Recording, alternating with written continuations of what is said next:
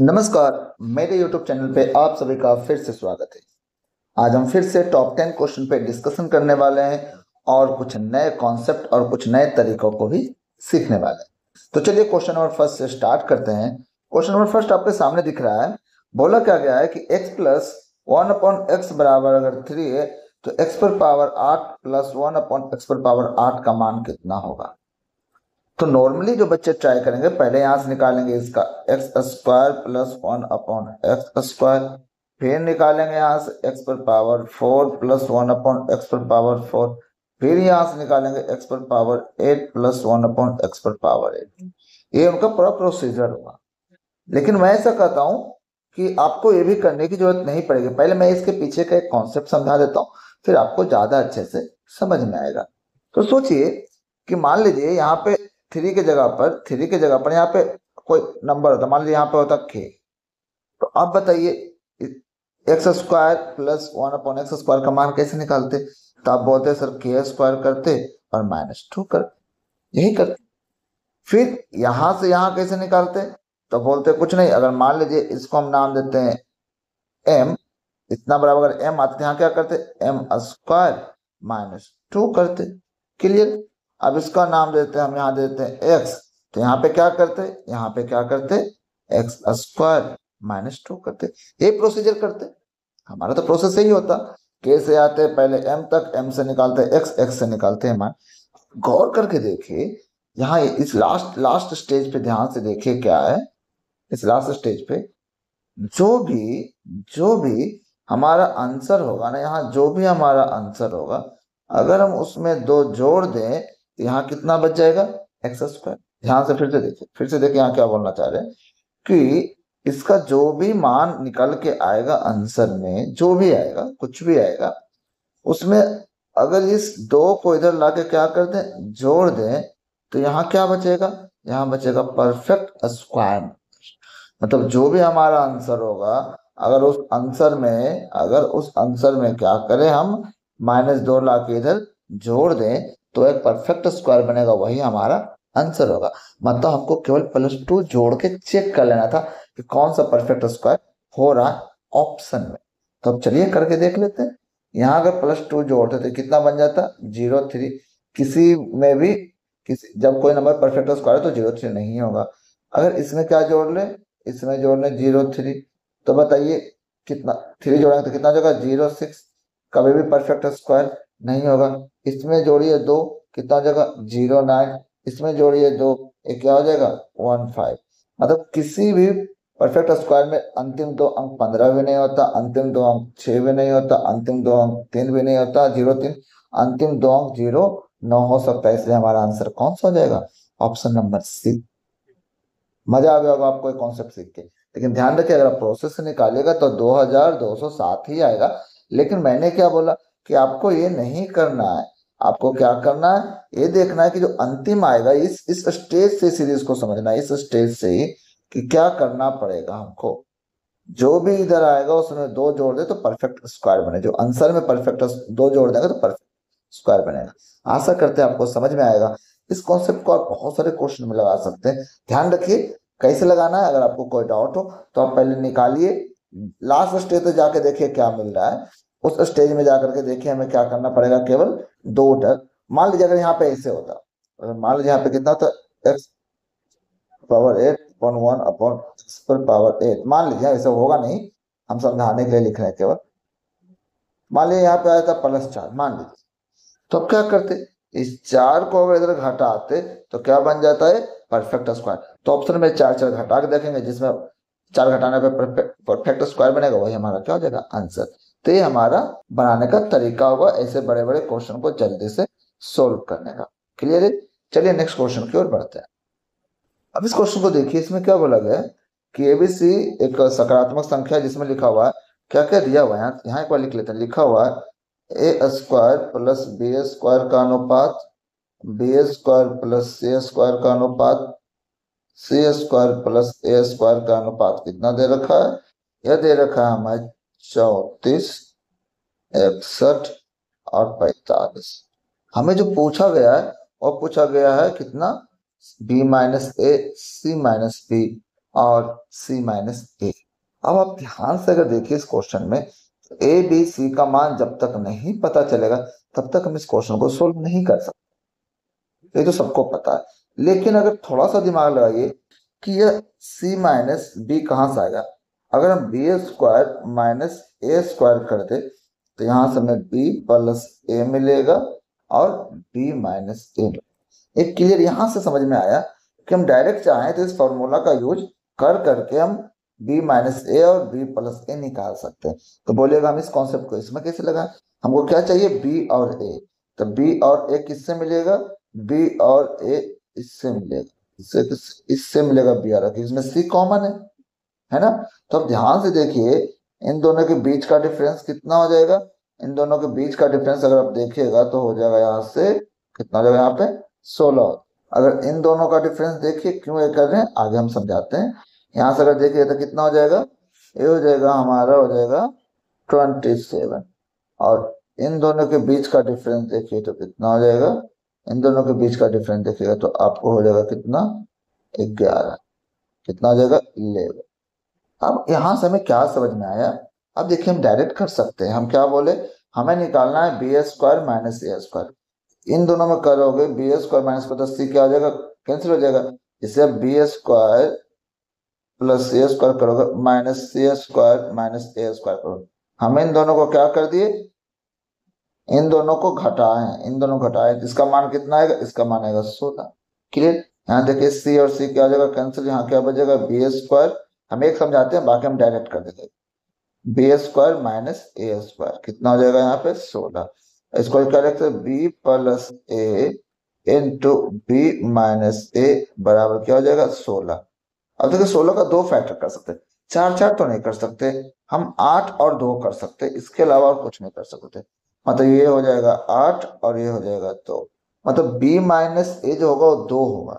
b minus ए कहाँ पे, b minus ए कितना होगा, हमारा आंसर कितना हो जाएगा, b माइनस ए 2 होगा। और 2 किस में मिल रहा था, केवल और केवल b माइनस ए सी में मिल रहा था। यही हमारा क्या हो जाएगा, आंसर। क्लियर है। कैसे इसको सोचे, यहाँ पे देखिए b माइनस ए था, b माइनस ए कैसे मिलेगा, अगर हम इन दोनों का अंतर कर दे, जब दोनों का अंतर किए तो कितना आ गया, आ गया यहाँ से 16। अब 16 आया, यहाँ कट गया b प्लस ए इंटू बी माइनस ए। अब इसको 2 फैक्टर करेंगे 16 का, तो 8 दूना 16, 4 गुना 4 नहीं करेंगे, दोनों बराबर नहीं होना चाहिए। तो एक हो जाएगा 8, एक हो जाएगा 2, मतलब b माइनस ए कितना हो जाएगा 2। बाकी कुछ भी चेक करना है तो आप चेक कर सकते हैं, एक और चेक करके आपको बता देते हैं कौन सा। चलिए बताते हैं आपको c माइनस बी का।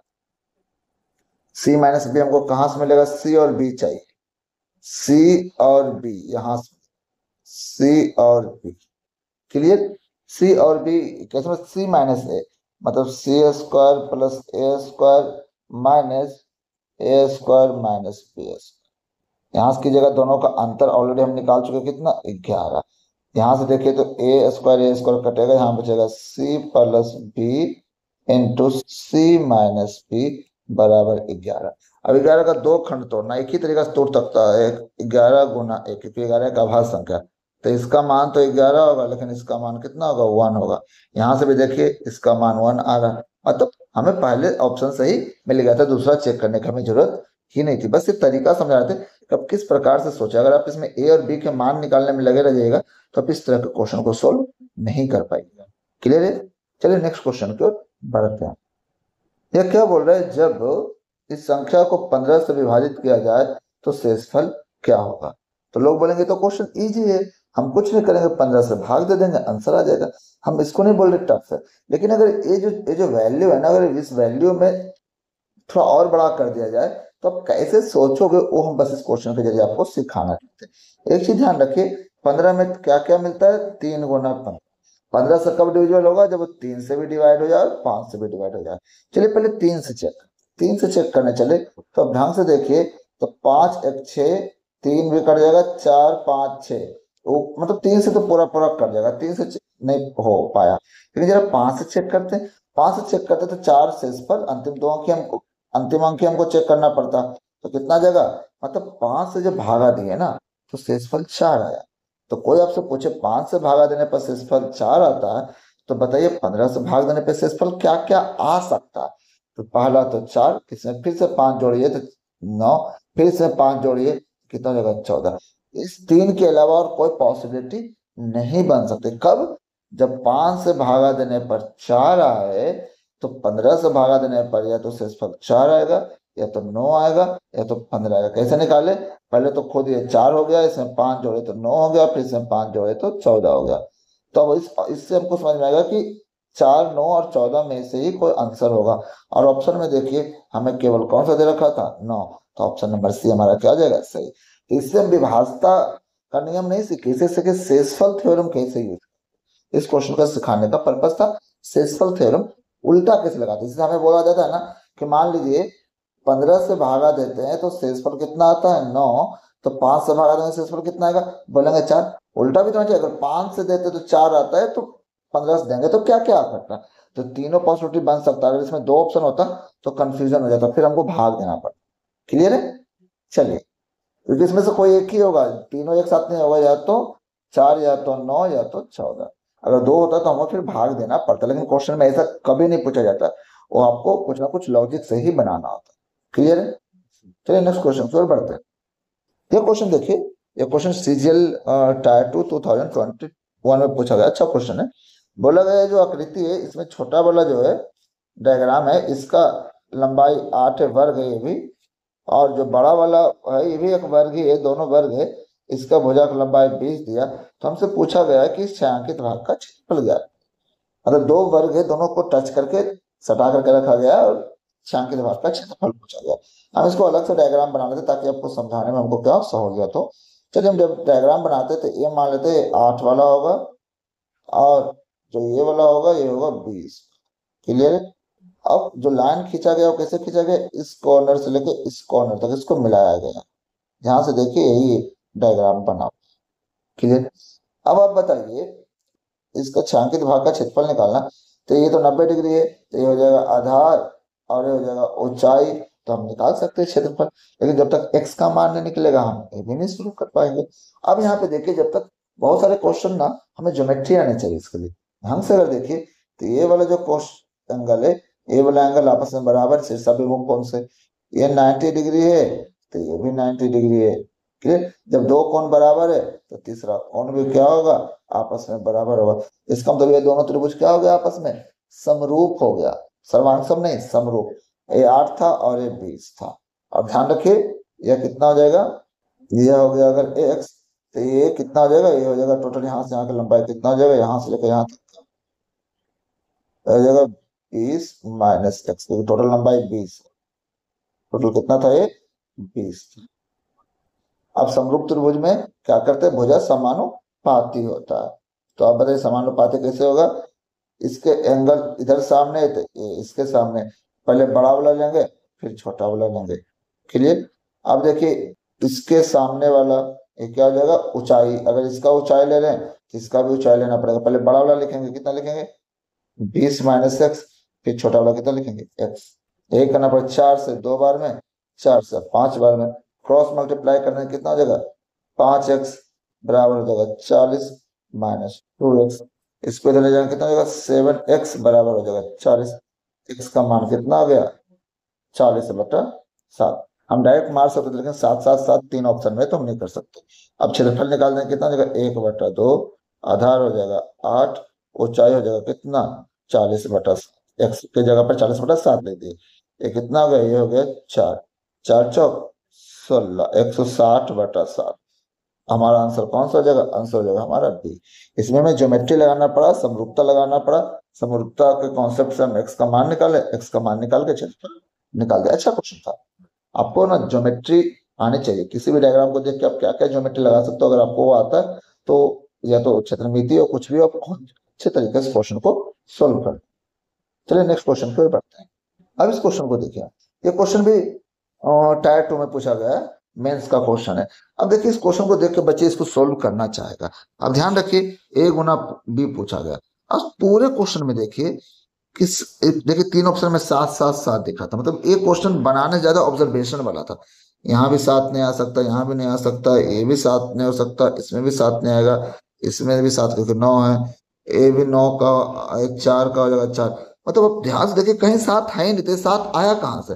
मतलब सात वाला ऑप्शन होगा ही नहीं, जो बिना सात वाला होगा वही होगा। इसको सोल्व करने की जरूरत नहीं थी, इसमें ऑब्जर्वेशन करके सही ढंग से आंसर लगाना था। अच्छा क्वेश्चन था ये भी। चलिए नेक्स्ट क्वेश्चन की ओर बढ़ते हैं।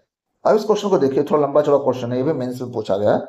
हम नॉर्मली मेंस का क्वेश्चन इसलिए कराते हैं ताकि बड़े क्वेश्चन हो और आप जल्दी से पढ़ के उसको कैसे कर सकते हो वो हम सिखाने की कोशिश करते हैं। और कुछ नया क्वेश्चन हो जो कि देखने में टफ लगता है लेकिन आप सोचोगे कैसे, वो भी हम इसमें सिखाते हैं। इस 10 क्वेश्चन के जरिए हम हर बार कुछ नया नया आपको सिखाते हुए चलते हैं।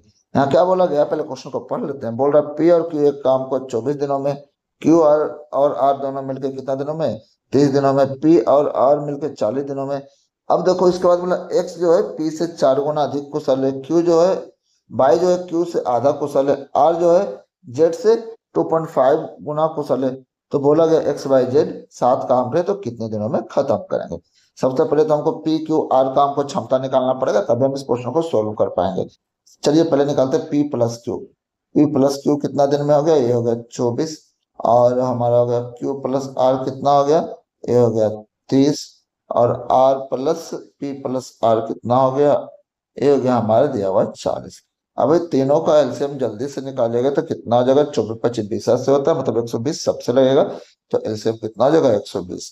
मतलब टोटल काम हमको 120 मिल गया। अब बोला गया इसका क्षमता निकालो सबका, तो इससे देखो 24 25 20 से होता है, और 3 चौके 12 होता है, 4 तिया 12 होता है। सबका हम कुशलता निकाल चुके हैं। अब आप ध्यान रखिए जो इसमें सबसे छोटा हो वहां से आप सोच के देखिए, इसमें पी भी है और आर भी है।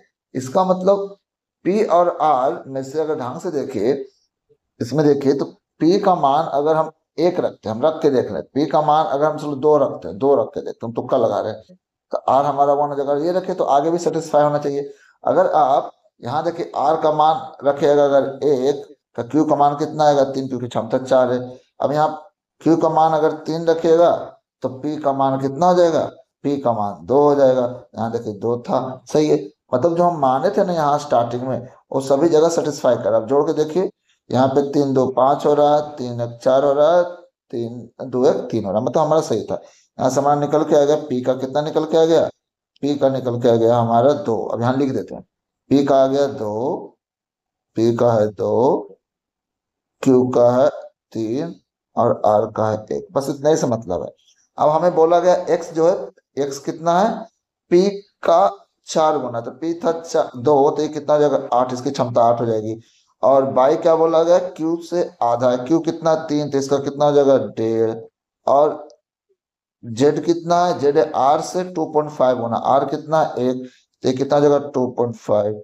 अगर सबको देखा जाए तो एक दिन में कितना काम कर लेगा, 8 10 11 12 काम निपटा देगा। उसको कितना काम करना है टोटल, 120 काम करना है, तो कितना दिन लगेगा, उसको लग जाएगा, इसमें 120 12 से भागा देंगे तो क्या हो जाएगा, 10 दिन में टोटल काम निपटा देगा।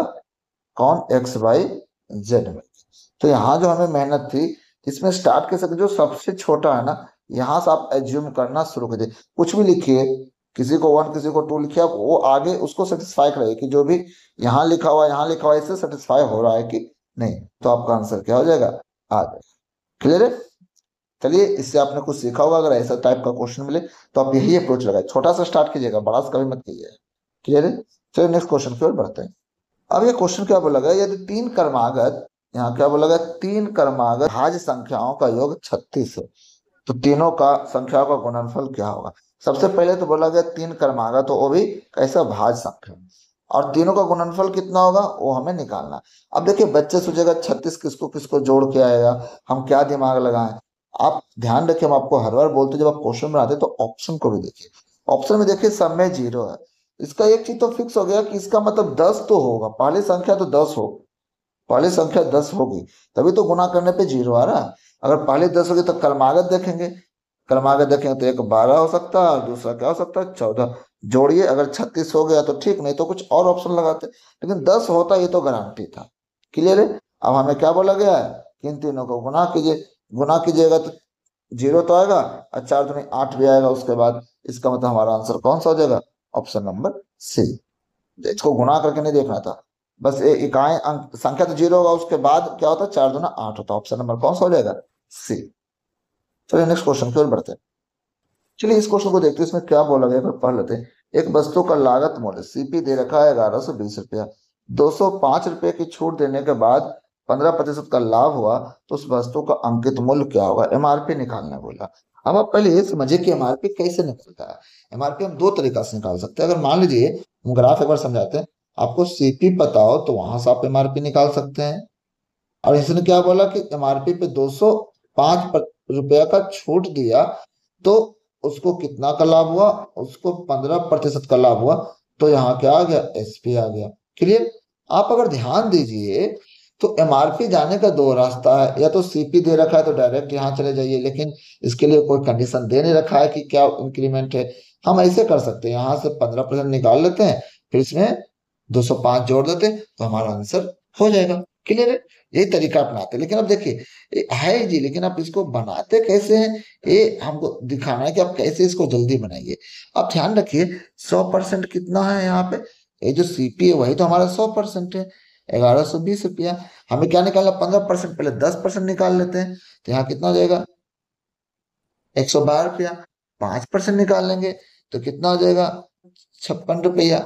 अब देखिए, अब ध्यान से देखिए, टोटल कितना हो गया? 115। मतलब हम यहाँ से एसपी पहुंच गए। हमको एमआरपी जाना है, तो इसमें क्या करना पड़ेगा? 205 रुपया और क्या करना पड़ेगा? जोड़ना पड़ेगा। 205 रुपया जोड़ेंगे तो हम कहाँ पहुंच जाएंगे? एमआरपी की तरफ, मार्क प्राइस की तरफ। अब आप ही बताइए, हम इसको जोड़े, पहले अगर इकाई से काम हो जाए जोड़ लेते हैं। देखिए, 6 5 11, 11 2 13, मतलब इकाई पे क्या होना चाहिए? 3। और एक ही ऑप्शन में मिल रहा था, ऑप्शन नंबर बी। बाकी को चेक करने की जरूरत ही नहीं। क्लियर है ना? हम हर बार जोड़ कर देखेंगे, कुछ थोड़ा बहुत लॉजिक लगाएंगे, क्या हो सकता है क्या नहीं हो सकता। तो आप ऑप्शन देखते हुए क्वेश्चन को सोल्व कीजिएगा, तो शायद आप जल्दी से क्वेश्चन को सोल्व कर लीजिएगा। चलिए नेक्स्ट क्वेश्चन की ओर बढ़ते हैं। अब इस क्वेश्चन में बोला, निम्नलिखित में से कौन सा एक शांत दशमलव है?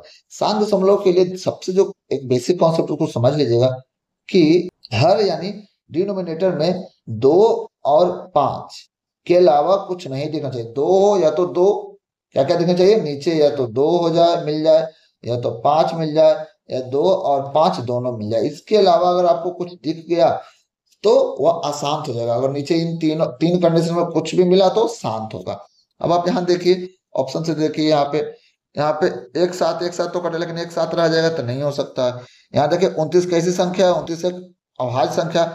और ये कितना है? 7 का क्यू। 7 तो नीचे रहेगा तो ये भी नहीं होगा। इसमें देखिए ये कितना है? 3 गुना 5 है, और 6 को क्या लिख सकते हैं? 3 गुना 2।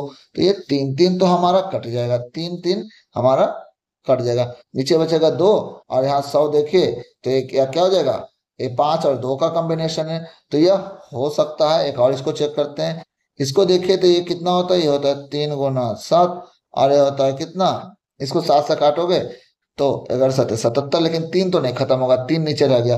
और 2 और 5 के अलावा कुछ भी दिख जाए तो वो कैसा होगा? अशांत होगा। और 2 और 5 रहे तो शांत होगा। तो ऑप्शन नंबर कौन सा हो जाएगा? ऑप्शन नंबर सी हो जाएगा। क्लियर? ये इजी सा क्वेश्चन था, लेकिन हम बस बता दिए इस कॉन्सेप्ट को समझाने के लिए कि कभी भी ऐसा क्वेश्चन आए तो क्या करेंगे। क्लियर है? लास्ट क्वेश्चन आज का देखते हैं। चलिए इस क्वेश्चन को एक बार पढ़ के देखते हैं। एक प्रकार के द्रव में 20% पानी है, दूसरे प्रकार के द्रव में 35% पानी है। एक गिलास के 10 भाग पहले प्रकार के द्रव से भरा है और 4 भाग दूसरे प्रकार के द्रव से भरा, तो गिलास में नए मिश्रण में पानी का प्रतिशत ज्ञात करें।